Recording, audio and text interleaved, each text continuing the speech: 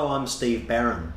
Although it might sound like an oxymoron, given that New Zealand is ranked 5th in the world on the Economist's Democracy Index, Better Democracy New Zealand believes that we're suffering from a democratic deficit, and we believed we successfully highlighted this in our recent documentary called New Zealand's Democratic Deficit.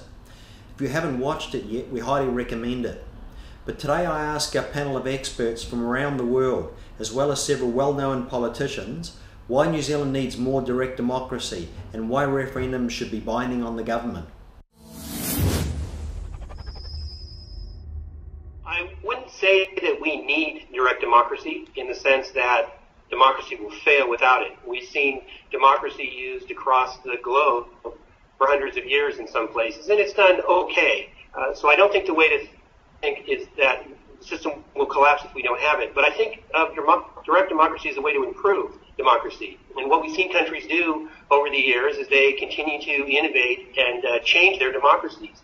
We've seen more people have been given voting rights, more competition has been allowed, and so forth. So I think of direct democracy as a way to increase and expand democracy, and in some ways to make it better. The reason you want to do this is because representatives are not infallible. Representatives sometimes make mistakes because they might misjudge what the people want.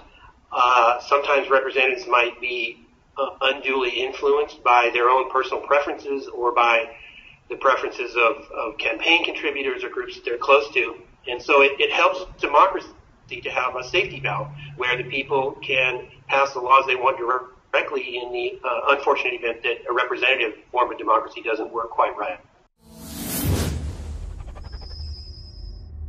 Well, direct democracy and referendums in particular are a way of making sure that the elected representatives are on their toes, really. I mean, they're doing what people want them to do. If you hire a solicitor and then the solicitor sells your house or draws of your will in a way that you don't like, then you want to have a chance to say to the solicitor, hey, wait a minute, I don't like that. I want you to change that. Now, in politics, which in some ways is far more important, you have a representative to do your work for you, but you don't have a say if they do things that you don't like. So the referendum is just a mechanism for making sure that those people who are working for you are actually doing what you are, as it were, paying them to do, what you've asked them to do. So the referendum is a mechanism for ensuring compliance by elected politicians. Well, I think New Zealand's a very small country. We don't have any other safeguard like an upper house.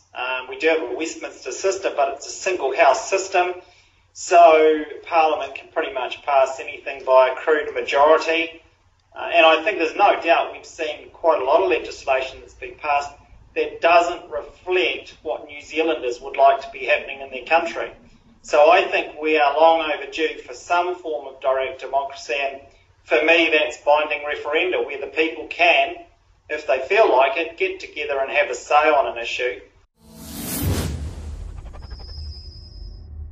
Well, we've had the experience of 5 referenda that were indicative only being ignored. So I think the answer is pretty simple. If we're going to go to all the trouble and have a referendum and ask the people of New Zealand their opinion, then it ought to be binding for Parliament to have to respond.